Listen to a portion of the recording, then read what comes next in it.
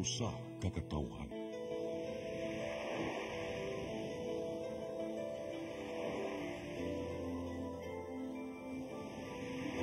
Cebu Catholic Television Network.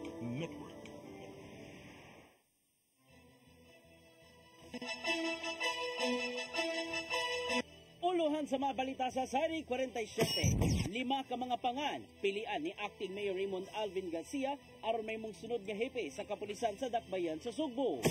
Hepe sa kapulisan sa Nasod mibisita sa haya ni Police Staff Sergeant Orbit Felicio. 161 ka mga traffic violators sa Mandawi City gikasuhan na og kriminal. 12 ka mga timbangan nga gigamit sa pagpanikas na sakmit. Sugbo, Kabisayan ug Mindanao, Pilipinas ug katawhan kutos maabot atong Sibya sa tibuok kalibutan mayong hapon. Live kita karon sa CCTN Channel 47 ug kini ang tulumanon sa nagunang kasayuran nga angay natong masayran. Ako si Dennis Tabar. Tulumanon sa patas ng mga balita ug opinyon. Ako si Danica Cabalias. Kini ang Sari 47.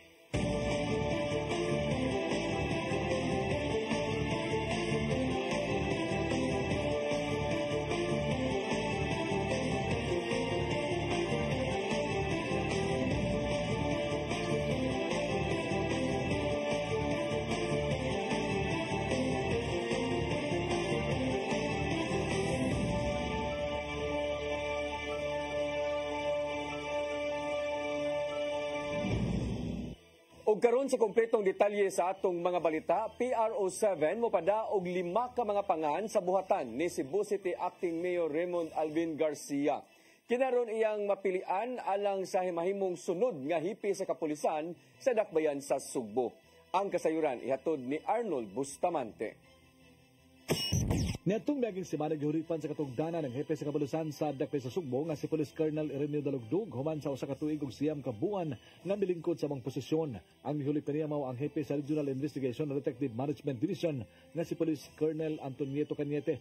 Apan mato ni Cebu City Acting Mayor Raymond Alvin Garcia sa interview sa mga sakop sa media, nagkinahanglan pa siya nga mopili kung kinsa ang mamahimong CCPO Director nga giuyunan usab ni Police Lieutenant Colonel Gerdy Spilare. Ang spokesperson ni Police Brigadier General Antonio Abirin, mato ni Pilari nga naa sa balaod nga ang mayor doon katungod nga mopili sa iya nga nagustuhan nga mamahimong nga mangulo sa mga pulis sa iyang syudad. Tungod din mo padala ang Police Regional Office 7 og 5 ka mga pangalan sa pigalayo sa National Police Commission kun Napolcom. Usa na niini ang pangalan ni Cañete nga mo'y acting CCPO Director aron magatudlo na ang mayor kung kinsa ang iyang gusto. Actually, we are on the process of sending the names because that is mandated by the law. No, under Republic Act 8551, the mayor or the local chief executive has the authority to choose from 5 recommendees. And the Police Regional Office 7, of course, in coordination with NAPOLCOM, will be sending the names for his proposal. Ipasabot si Pilari nga tungod kay gihulipan man ang kasamtangan nga hepe sa kapulisan sa Dakbayan sa Sugbo, kinahanglan nga ang Regional Director sa PR7 ang motudlo isip acting capacity samtang wala pa makapili ang mayor. Ang pagrelibog kang dalugdog kabahin kini sa career path sa PNP organization aron mosaka usab ang ranggo niini ug makabot ang tinguha nga mamahimong general sa maabot nga mga adlaw. Nakadayeg si General Abirin sa performance dalugdog sa Dakbayan sa Sugbo tungod sa manampuson nga paghatag sa seguridad tungod sa mga dagkong kalihukan sama sa duha ka sinulog.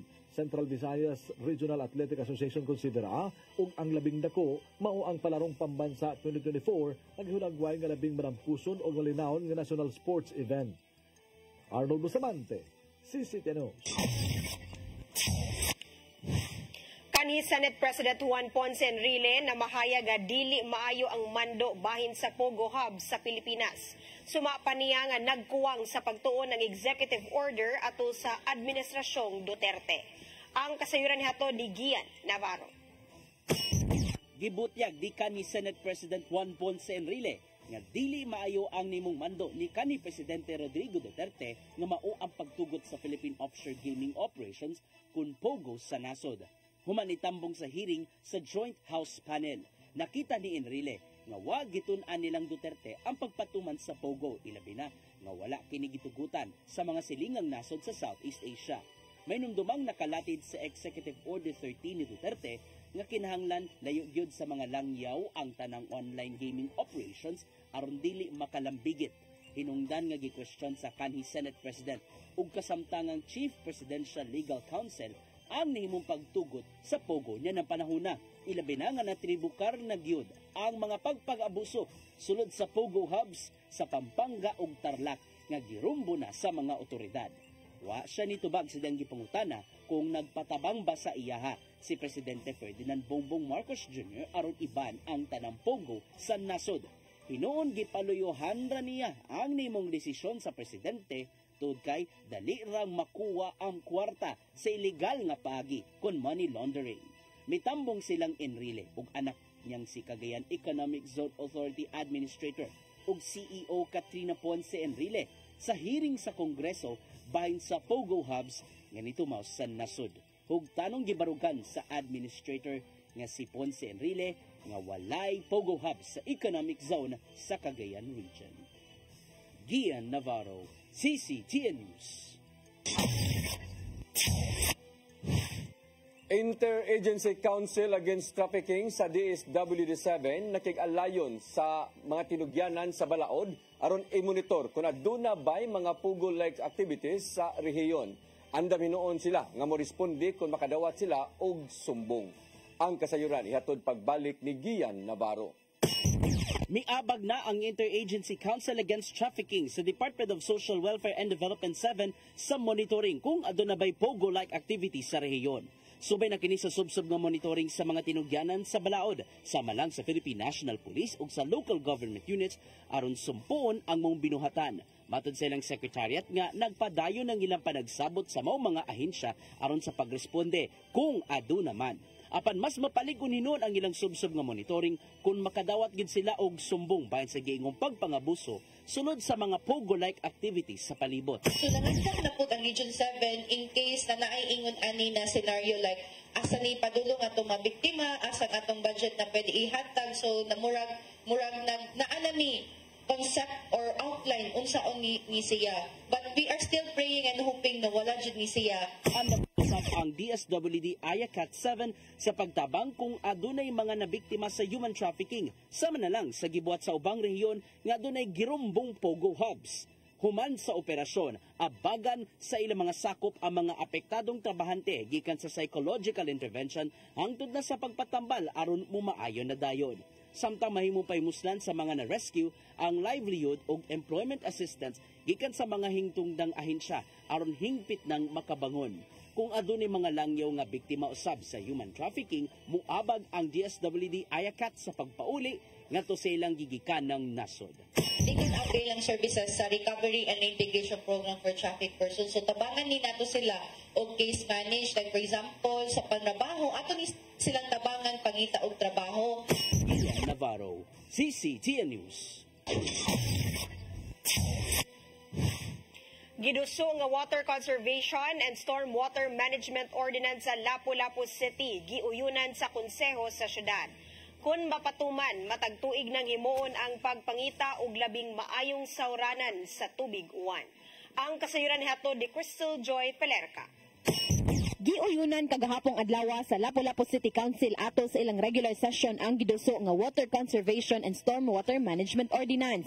Kung diin nakasuwat sa mga ordinansahon nga gikinahanglan nga ang mga establishmento mapagobyerno man, negosyo o residential aduna nagyoy mga rainwater tanks o stormwater detention structures. Kini aron nga sa panahon sa El Nino, kung diin ang kakuwang sa tubig ang pinakadakong hagit sa dakbayan, dili na maproblema ang matagbalay sa ilang gamiton sa pang-adlaw-adlaw. Matod ni City Councilor Annabeth Quizon, ang nangamahan sa mga ordinansahon nga ang mga establishmento nga makakomply niini sulod sa unang 3 ka tuig sa pagpatuman adunay discount sa ilang real property tax. Comply ka within the first year, 5% discount sa imong RPP due. Diba nice? From January to December, in 2026, you will have 3.5%, and for the next year, 1.5% discount on your RPP tax due. And after this year, mandatory na yun ba? Subay niini ni adtong adlaw Martes usab gilusad sa Lapu-Lapu City Disaster Risk Reduction and Management Office ang search for best innovative practice in rainwater harvesting and utilization sa matag barangay. kung diin gikinahanglan nga ang matag balay makasawd og 1,000 liters nga tubig uwan gamit ang banga o recycled nga mga sawranan ug kinahanglan nga magamit kini sa pang-adlaw-adlaw nga panginabuhi. Gidugang ni Quezon nga naatlan nga subay sa paglusad sa maong programa sa CDRRMO mausab kini giuyunan sa konseho. Maong himuon na matagtuig ang maong indigay kung mapatuman na ang maong ordinansahon. So this is indeed a very timely activity. We are launching our search for innovations on water catchment, and at the same time we will be institutionalizing this program. Crystal Joy Filerca, CCTN News. Mapahimusla na sa Mactan National High School ang ilang bag-ong multipurpose building human gitunol kaganinang buntag sa Lapu-Lapu City Government. Ang 22 milyones pesos nga building gikan sa buhatan ni Kongresista Cindy Chan. Adunay gym nga maggamit sa mga tinunan sa ilang sports activities o aduna sa 5 ka mga classroom nga maggamit sa nagkadaiyang katuyuan. Ang multipurpose gym gidisenyo usab nga pwedeng mamahimo nga evacuation center sa oras sa katalagman. Giauhag ni DepEd Lapu-Lapu City School Division Superintendent Dr. Marilyn Andalis nga ang mga sakop sa tunghaan nga ampingan ang multipurpose building tungod kay dako kini og ikatabang ngadto kanila.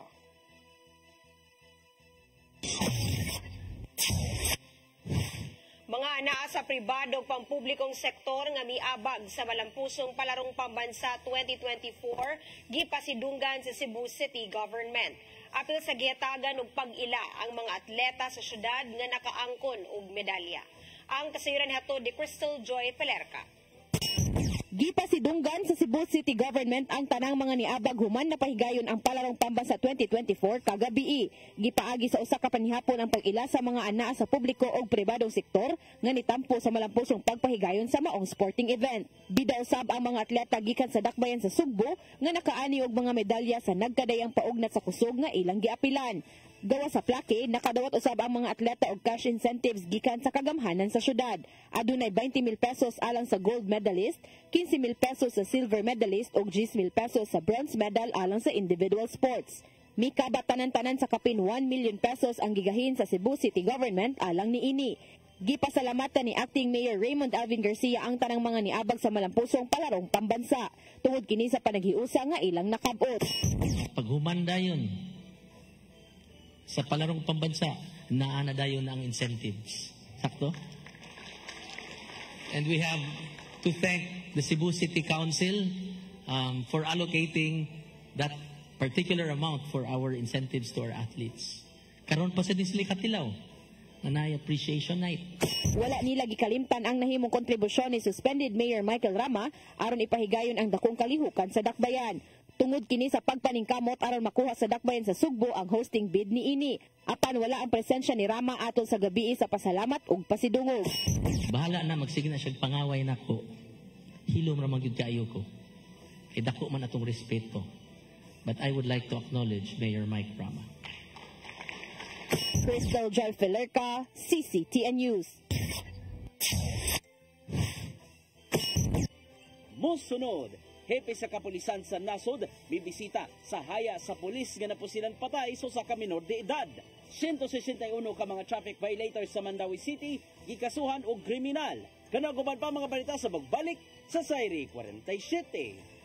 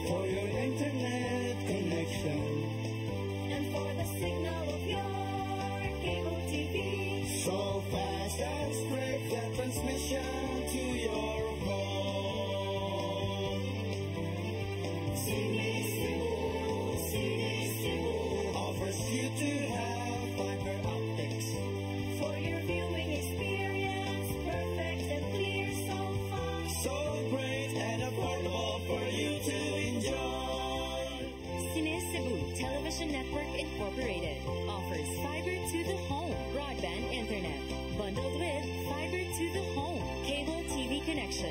Cine Cebu Television Network Incorporated with its operation in Metro Cebu and the whole province of Cebu soon. For your internet connection And for the signal of your cable TV. so fast and spread the transmission to your home. Cine Cebu offers you to have fiber optics. For your viewing experience, perfect and clear so far. So great and affordable for you to enjoy. Discover the beauty of the Philippines.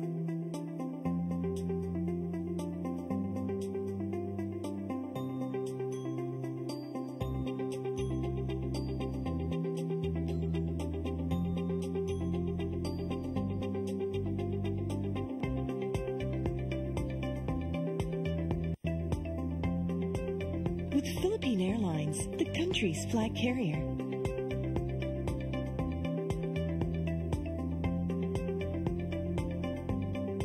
The airline that lets you feel the warmth of the nation.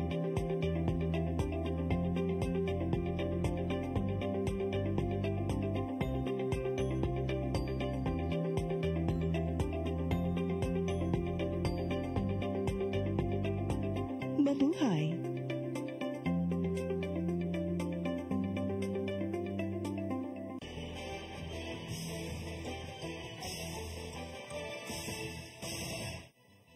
Balik sa atong mga balita, PNP Chief General Romel Francisco Marbel, personal nga bibisita sa haya ni Police Staff Sergeant Orvincet Felicio. Iyang gitunol ang medalya ng kadakilaan ingon man sa financial assistance sa pamilya sa namatay nga pulis. Ang kasayuran ihatod ni Arnold Bustamante.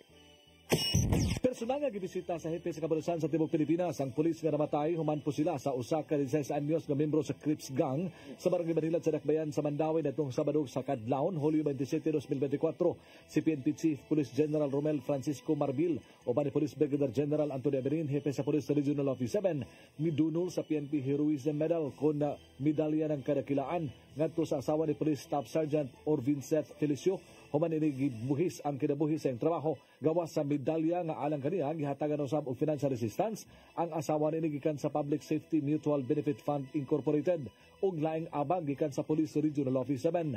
Mato ni Police Lieutenant Colonel Gerard Espilare, ang spokesperson ni General Aberin, nga ang pagduaw ni General Marbil sa haya sa mga pulis pagpakita ni miduyog ang tibok hugpong sa kapulisan sa kasum-anan sa kamatayon ni Felicio. The Chief PNP personally visited the wake of our fallen police officer. This will show that the whole PNP is very saddened by the incident, victimizing one police officer.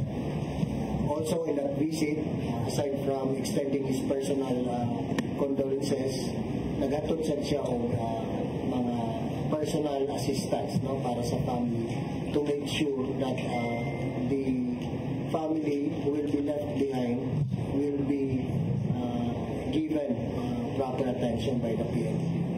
Dugan ni Pilaring nga gipahinumduman ni Marbil ang tanang unit commanders nga siguruhon nga makapatuman og seguridad ang kapulisan panahon sila mga operasyon, panahon usab silang duty o naka-off duty ang usa ka pulis. Sa mong hitabo may pagawas og kamanduan ng PNP chief nga sa panahon nga mutubag og alarma kinahanglan nga dili gyud mo kumpiyansa ang usa ka pulis aron wala ni sama ni Felicio nga makalas. Iyang gi-remind nga during police operations we must be very careful and dili na to waon ang proper mindset bisang pag-off duty ta.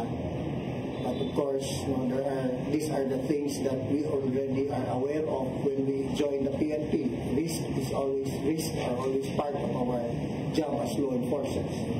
Nahinungduan nga si Felicio mukuha unta siyang asawa sa usa ka establishmento sa Manila sa Dakbayan sa Mandawi pasado alas 12 sa Sabado sa kadlawon. Apan niyang naagian ang mga barangay tanod nga nanita sa mga minor de edad na nakalapas sa ordinansa sa curfew. Usa sa mga batanon nga sakop sa Crips Gang ang nabidagan ni gikod ni Felicio apan sa dihang iya na kining signiton kalitang siya nga gipusil sa ulo gamit ang 38 nga kalibre sa armas. Napasakaan og kasong murder ang mga minor de edad ug sa maging adlaw na nagpanusab sa Mandawi City Police Office ang laing mga kaubanan nini nga pulos membro sa Crips Gang na natutungura misibat human sa pagpamusil nga giapil usab sa gikiha sa kapulisan.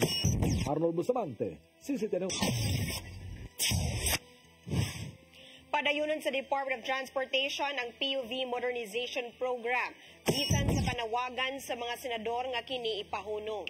Mato the DOTR Undersecretary Andy Ortega nga gitahod sa ahensya ang lakang sa 22 ka mga senador apan lihukon nila ang mga kahingawa gikan sa stakeholders. Matod niya nga mahusay ang tanang problemang naangkon sa PUV Modernization Program pinaagi sa panagsabot sa managlahing habig. Samtang gitambagan ni Ortega ang tanang consolidated PUV operators ug drivers nga ipadayon ang pagmaneho sa dalan. Taliwa kini sa pagpirma sa 22 ka mga senador sa maong resolusyon sa pagtuo nga matunol na kini sa Malacañang.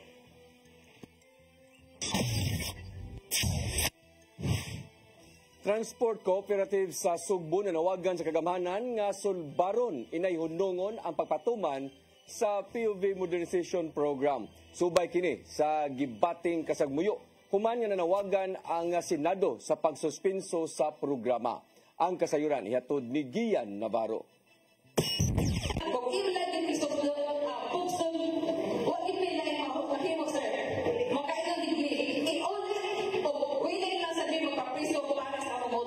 Kini na lang ang nimong hagit sa Transport Cooperative sa Sugbo. Human mihangyo ang 22 ka mga senador sa gobyerno nga isuspenso una ang PUV Modernization Program. Nasagmuyo kini mga operators human giduso sa Senado ang Resolution number 1906 sa maong hangyo ngadto ni Presidente Ferdinand Bongbong Marcos Jr. Awag sa Federation of Cebu Transport Cooperatives nga kinahanglan hatagan og solusyon sa mga opisyal inay tugutan ang suspensyon. Matod silang chairman nga si Ellen Maghanoy nga dakong pundo na ang giutang ngadto sa mga bangko aron pagsanong sa programa sa gobyerno nga gisugdan ngadto pang 2017.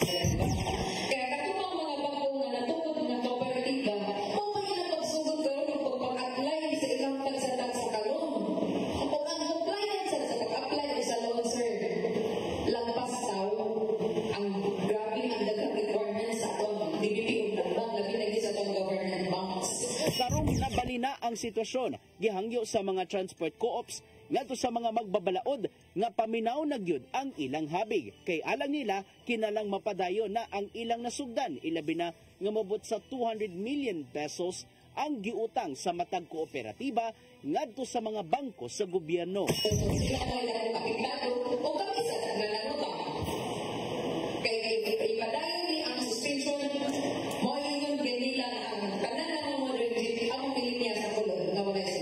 Magpaigay sila og liyog protesta karong Lunes sa buntag din magmarcha gikan sa Fuente Osmeña hangtod sa atbangang bahin sa LTFRB 7 office.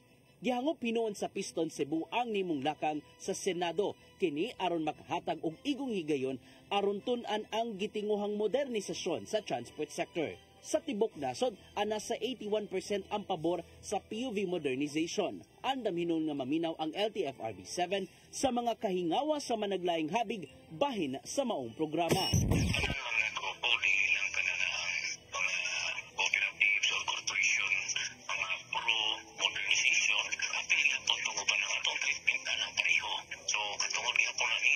Daan ang napaglantawan sa ahensya nga mapiangan ng transport sector kung musangput gid sa strike ang panawagan. Gian Navarro, CCTN News. Gilusad sa kagamhanan sa lungsod sa Daan Bantayan ang Higala Teen Center aron masulbad ang teenage pregnancy ug uban pa. Pinasikad kini sa Municipal Ordinance number 12/2024 ug gipadagan sa Municipal Social Welfare and Development Office. Katuyuan niini mao aron maabagan ang mga batan-on nga nagatubang og mga suliran gikan sa mental health, illegal nga drogas hangtod sa antisocial behavior. Gituyo sa LGU ang Higala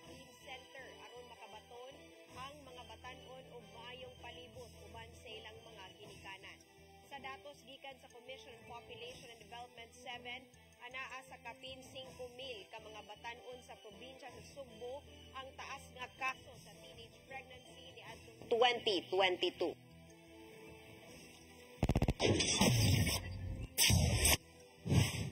Kapin sa usa ka gatos ka mga traffic violators na pasakaan og kasong kriminal sa Traffic Enforcement Agency of Mandawi kon team. Hinuon tulo na niini ang gibasura sa korte human nahusay ang ilang kalapasan. Ang kasayuran ihatod ni Mary Rose Sagarino.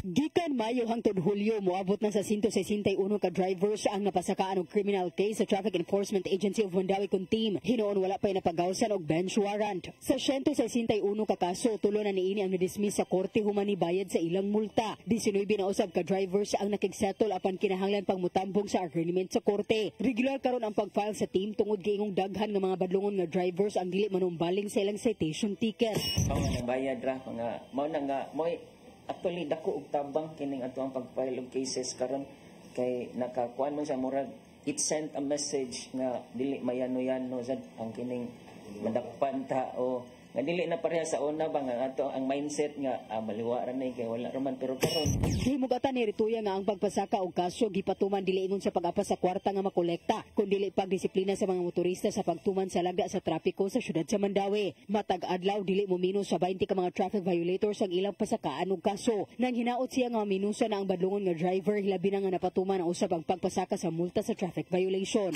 Kuan na mo increase na mi sa mo ang per week kay kuan naman kanang this will be a full-blown na yun nga kanang operation nga kanang magkuan ba plus the fact nga sige tag kanang dakop niya nga hadlok naman sa sila kay tungod sa increase lagi.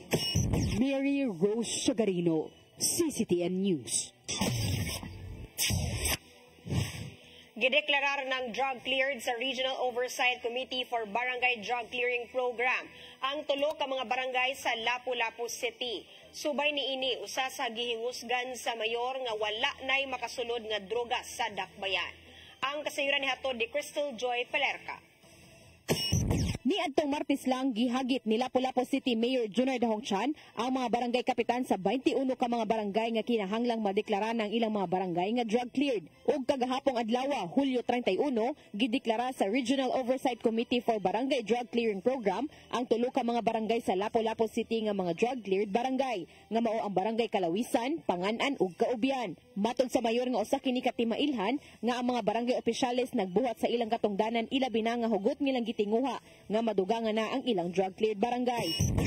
Na development sa ato ang matag barangay naling kamot yun ang atong mga barangay officials no ug aktibo sila nga nag-monitor sa matag purok ug matag sitio nga papas o mawagtang na gini kining giniling drugas. Aduna nay 11 ka mga barangay nga drug cleared ug usa ka drug free barangay ang Lapu-Lapu City. Sigun usab niya nga kasamtangan ng hihikay sa mga requisitos ang nahabiling 18 ka mga barangay. Kaganihang buntag ni pahigayon og validation ang Philippine Drug Enforcement Agency kon PDEA kauban ang PNP ngadto sa mga drug cleared barangays aron sa pagmintinar sa ilang pagka-drug cleared. Samtang subay sa bago lang nasakmit nga 1.5 kilos nga gidudahang shabu sa barangay Mactan ning Simanaha, gidayeg sa mayor ang kapulisan sa malampusong operasyon. Gidugang niya nga usa kini sa iyang mando sa kapulisan nga kinahanglang walay makasulod nga droga sa dakbayan. That's our marching order na dili makasulod dinhi sa ato ang syudad ang mga mamaligyaay o ang mga drogista na dinhi walay luna sila sa ato ang dakbayan. Crystal Joy Pelerca, CCTN News.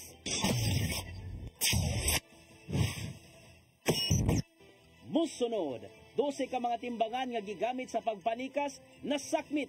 Kanaw guman pa mga balita sa pagbalik sa Sairi 47.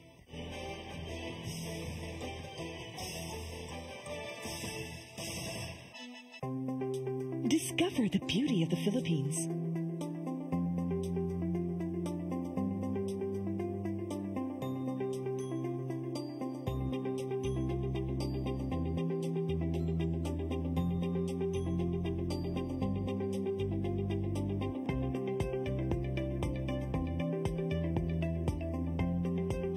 With Philippine Airlines, the country's flag carrier.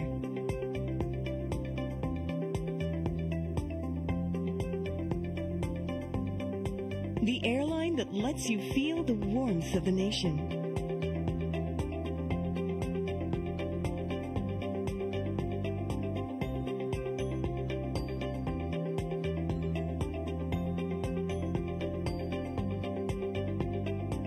Mabuhay!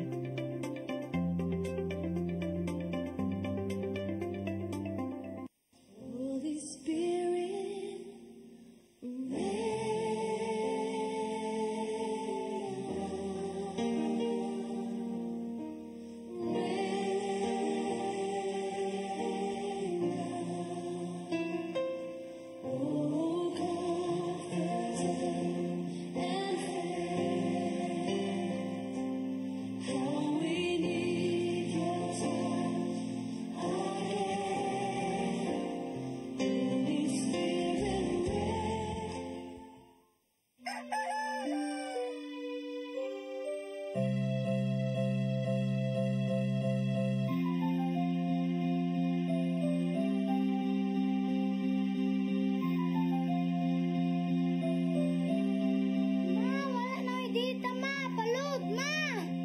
Sorry ma'am, na-late ko. Nangita pa mong gusto para internet sa kong anak ma'am. Ay, wala na yung problema. Pag-sinisibo. Sinisibo, sinisibo. For your internet connection. And for the signal of your cable TV. So fast and straight the transmission to your home. Sinisibo. Sinisibo, sinisibo. Offers you to have fiber optics. For your viewing experience, perfect and clear so far. So great and affordable for you to enjoy. Sinisibo.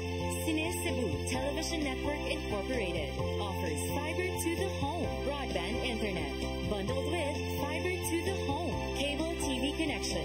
Sinisibo Television Network Incorporated with its operation in Metro Cebu and the whole province of Cebu soon. And affordable for you to enjoy. Sinisibo. Come October 4, 5, and 6, another gathering will be held in Cebu City, the first National Charis Conference, which is open to all charismatic communities, realities, and expressions. Hosted by the Brotherhood of Christian Businessmen and Professionals, the event will have interesting workshops and topics to help us grow in our various charismatic gifts and charisms. Watch out for more details about this event from our host BCBP in the coming days. Meantime, let's be ready to join these gatherings and pray for the outpouring of the current of grace in the Philippines.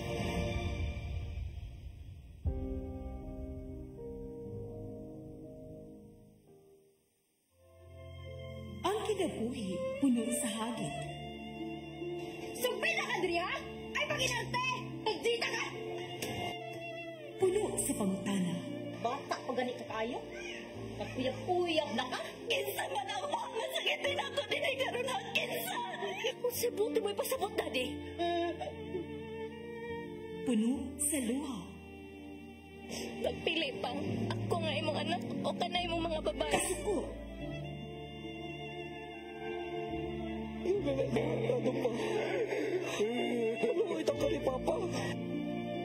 Apan bisan mangit-ngit pa ang imong kalibutan, aduna pa'y nagpahiping kahayag. Aduna ka pa'y kasumbungan. Pangalamang hanap na. Dear Tatay, Tunog na unod na. Ngamong handungan. Wailain pagi aron masabtan nato ang Biblia. Kinahanglan nga doon na tayo relasyon kang Jesus. Hangtod sa layan natong panaguban, daghang salamat. Shalom. Tunog na unod na. I am the God that healeth thee. I am the Lord, your healer. I sent my word and he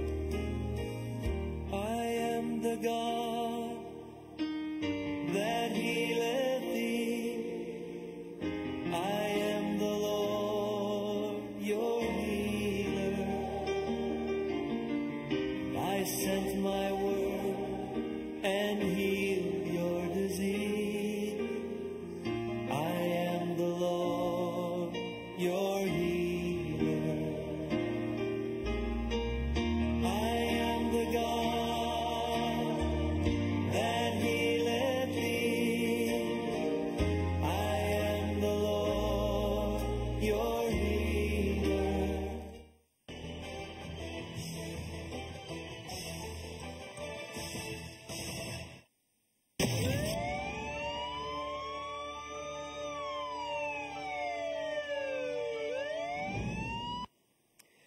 sa atong mga balita, nasakmit sa Market Operations Division sa Lapu-Lapu kon Cebu City Government ang 12 ka mga timbangan nga gigamit sa pagpanikas. Kini atol sa pagsusi sa carbon public market sa pagpanguna ni Market Administrator Robert Barquilla. Mato ni Barquilla nga ang timbangan wa makalibrate sa tarong atol sa ilang pagsusi. Gipaubos na sa inventory ang mga nakuhang timbangan aron ipaguba atubangan ni Acting Mayor Raymond Alvin Garcia. Sukad nitong Enero, moabot na sa 104 ka mga timbangan nga gigamit sa pagpanikas ang nasakmit. Labing dakong barangay sa Konsolasyon nga Barangay Tayud ni pahigayon og Kaugalingong Festival. Ila kining gitawag og Tayuran Festival. Ang kasayuran ni hatod ni Mary Rose Sagarino. Nahimong malampuson ang gipahigayon nga Tayuran Festival sa Barangay Tayud lungsod sa Konsolasyon ni atong Domingo. Gisalmutan kini sa 5 ka contingents gikan sa 10 ka sityo sa barangay. Adunay street dancing nga gipahigayon sa Kansaga Bridge, Ritual Showdown ug Festival Queen. Ang Tayuran Festival gisugdan sa kanhi kapitan nga si Bliselda Bingol Villo ni aging tuig. I was inspired by the festival of the province, which was initiated by our Governor Gwen Garcia. So we are encouraged to do the same, even in the barangay level. So since I want it to be really based on some kind of a history, how the name of Tayud came about, so we did the research because I want the festival to be research-based. Ang festival gisuportahan usab sa sangguniang kabataan din ilang gigahinan og budget ang mga participant. Makita dyan namo during the blocking no nga ang tanan naningkamot, ang tanan murag giganahan jud kay makita pud namo sa mga shared post sa among mga dancers or mga performers sa matag sityo nga ganahan jud sila sa Tayuran Festival no kay para sad ma-showcase ang ilang talent, and of course malayo pud sila sa mga dautan nga mga buhat.